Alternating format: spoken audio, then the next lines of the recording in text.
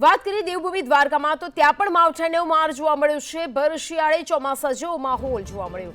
ખંભાળિયાના વાતાવરણમાં પલટો આવ્યો। પવન સાથે કમોસમી માવઠાનો માર જોવા મળ્યો। તો વધુ વિગતો સાથે અનિલ લાલ જોડાઈ ગયા છે ફોન લાઈન પર। અનિલ, શું છે વધુ વિગતો?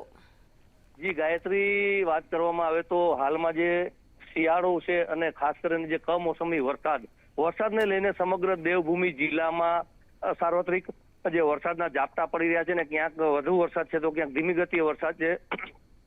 વરસાદને લઈને જે ખાસ કરીને જે ખેડૂતો છે તેમાં ચિંતાનો વધારો થઈ રહ્યો છે, કેમ કે એમના જે પાક હોય છે તે પાકને ક્યાંક ને ક્યાંક નુકસાન થયું હોવાનું પણ જાણવા મળ્યું છે। અને હાલમાં જે દ્વારકા છે તો દ્વારકામાં પણ વહેલી સવારે જે વરસાદ પડ્યો હતો અને વરસાદને લઈને સમગ્ર દ્વારકા શહેરમાં પાણી થઈ ગયા હતા અને અચાનક વરસાદથી લોકો એક ચિંતામાં આવી ગયા છે કે આ માવઠું જે થયું છે તો ખેડૂતે ખાસ વધુ ચિંતા વ્યક્ત કર્યા છે। જી અનિલ, જોડાઈ સમગ્ર વિગતો આપવા બદલ આપનો આભાર।